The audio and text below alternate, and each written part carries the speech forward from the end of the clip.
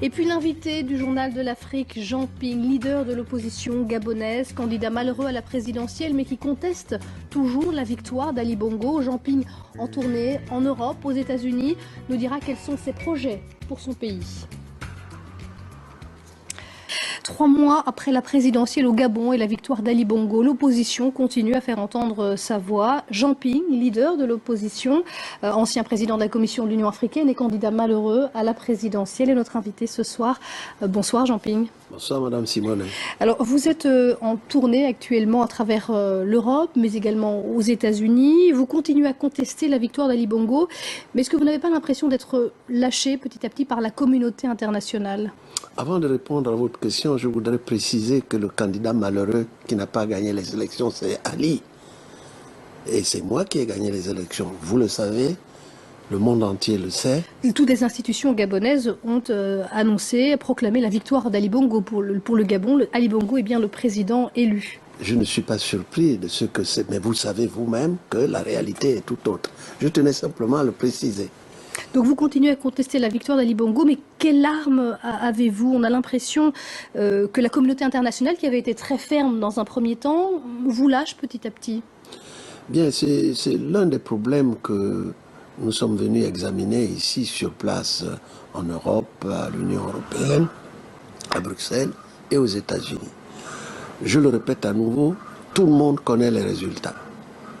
À l'intérieur comme à l'extérieur. Je viens des États-Unis, tout le monde sait que j'ai remporté les élections.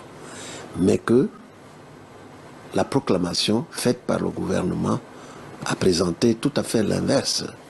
Donc c'est une situation inacceptable et nous pensions que la communauté internationale qui nous a conseillé de suivre toute une série de procédures, nous ne croyons pas à ces procédures, mais nous avons respecter les vœux de la communauté internationale.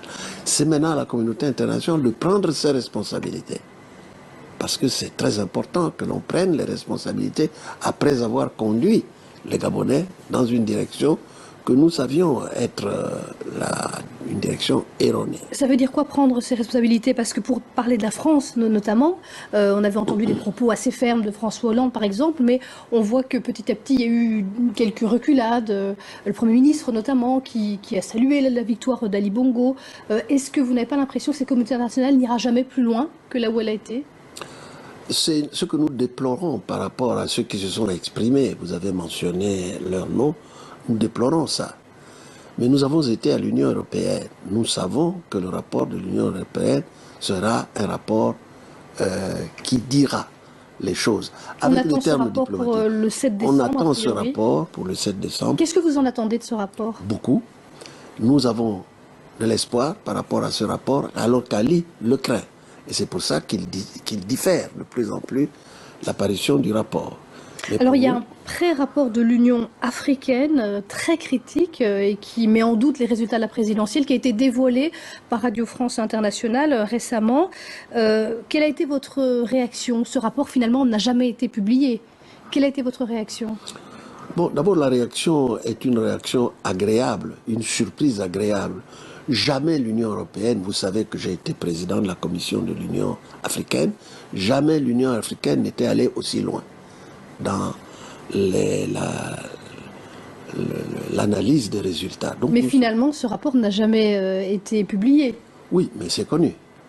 Publié ou pas publié, nous avons vu. Mais ça veut dire que les instances, en tout cas, n'ont pas accepté, ces conclusions, en tout cas, n'ont pas accepté qu'elles soient rendues publiques. Nous allons attendre, même s'ils n'acceptent pas, c'est connu. On connaît la réaction de l'Union africaine, une réaction assez surprenante, en tout cas agréablement surprenante. Alors le pouvoir a proposé un dialogue, le président Ali Bongo a proposé un dialogue, vous excluez d'y participer, vous n'acceptez pas de rencontrer Ali Bongo? Non, je ne le rencontrerai jamais, parce que nous avons à côté un usurpateur, quelqu'un qui triche, quelqu'un qui tue, quelqu'un qui pille, quelqu'un qui concentre tous les pouvoirs entre ses mains, les pouvoirs de l'armée, les pouvoirs de la justice et même les pouvoirs spirituels avec le vaudou et toutes les religions qui sont publiquement affichées par cette personne. Et alors, cette personne gouverne par le fer, par le feu, par le sang. Comment aller, voyez-vous, qu'on arrive à s'adresser et avoir un dialogue avec quelqu'un qui fait ce qu'il fait. Du coup, vous proposez un dialogue concurrent en quelque sorte. Quelle forme pourrait prendre ce dialogue? Sous la houlette, vous espérez, de l'Union européenne ou d'une autre institution?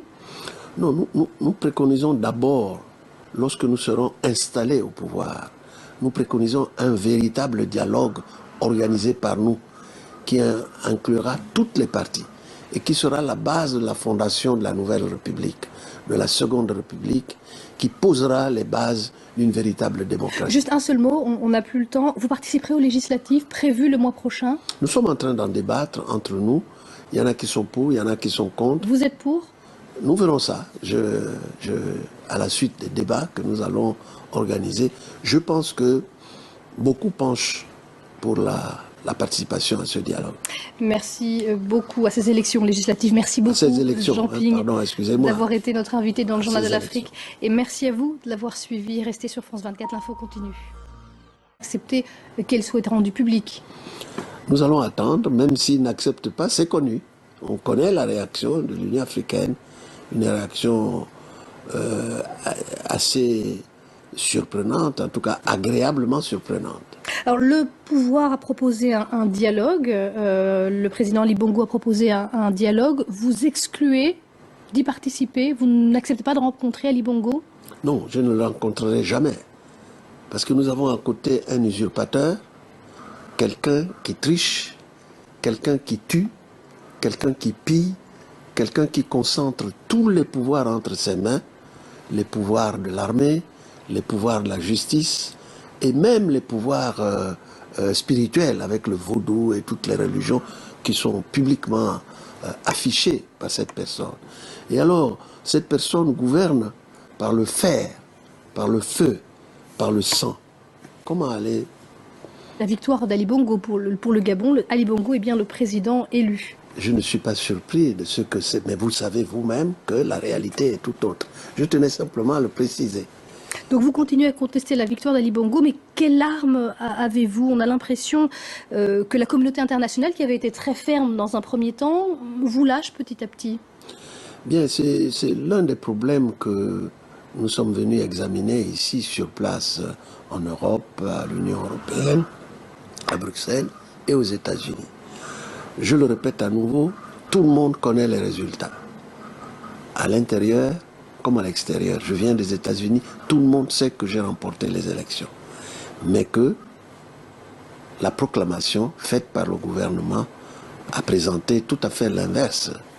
Donc c'est une situation inacceptable et nous pensions que la communauté internationale qui nous a conseillé de suivre toute une série de procédures, nous ne croyons pas à ces procédures, mais nous avons respecté les vœux de la communauté internationale. C'est maintenant à la communauté internationale de prendre ses responsabilités. Parce que c'est très important que l'on prenne les responsabilités après avoir conduit les Gabonais dans une direction que nous savions être une direction erronée. Ça veut dire quoi prendre ses responsabilités? Parce que pour parler de la France notamment, on avait entendu des propos assez fermes de François Hollande par exemple, mais on voit que petit à petit il y a eu quelques reculades, le Premier ministre notamment qui a salué la victoire d'Ali Bongo. Est-ce que vous n'avez pas l'impression que cette communauté internationale n'ira jamais plus loin que là où elle a été?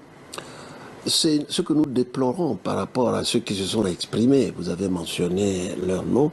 Nous déplorons ça. Mais nous avons été à l'Union européenne. Nous savons que le rapport de l'Union européenne sera un rapport qui dira les choses. Avec les termes diplomatiques. Pour le 7 décembre, on attend ce rapport pour le 7 décembre. Qu'est-ce que vous en attendez de ce rapport? Beaucoup. Nous avons de l'espoir par rapport à ce rapport, alors qu'Ali le craint. Et c'est pour ça qu'il diffère de plus en plus l'apparition du rapport. Mais alors il y a un pré-rapport de l'Union africaine très critique et qui met en doute les résultats de la présidentielle qui a été dévoilé par Radio France Internationale récemment. Quelle a été votre réaction? Ce rapport finalement n'a jamais été publié. Quelle a été votre réaction? Bon, d'abord la réaction est une réaction agréable, une surprise agréable. Jamais l'Union européenne, vous savez que j'ai été président de la commission de l'Union africaine, jamais l'Union africaine n'était allée aussi loin dans l'analyse des résultats. Donc, mais finalement, ce rapport n'a jamais été publié. Oui, mais c'est connu. Publié ou pas publié, nous avons vu. Mais ça veut dire que les instances, en tout cas, n'ont pas accepté ces conclusions, en tout cas n'ont pas. Et puis l'invité du Journal de l'Afrique, Jean Ping, leader de l'opposition gabonaise, candidat malheureux à la présidentielle, mais qui conteste toujours la victoire d'Ali Bongo. Jean Ping, en tournée en Europe, aux États-Unis, nous dira quels sont ses projets pour son pays. 3 mois après la présidentielle au Gabon et la victoire d'Ali Bongo, l'opposition continue à faire entendre sa voix. Jean Ping, leader de l'opposition, ancien président de la Commission de l'Union africaine et candidat malheureux à la présidentielle, est notre invité ce soir. Bonsoir Jean Ping. Bonsoir Madame Simone. Alors vous êtes en tournée actuellement à travers l'Europe, mais également aux États-Unis. Vous continuez à contester la victoire d'Ali Bongo, mais est-ce que vous n'avez pas l'impression d'être lâché petit à petit par la communauté internationale? Avant de répondre à votre question, je voudrais préciser que le candidat malheureux qui n'a pas gagné les élections, c'est Ali. Et c'est moi qui ai gagné les élections. Vous le savez, le monde entier le sait. Toutes les institutions gabonaises ont annoncé, proclamé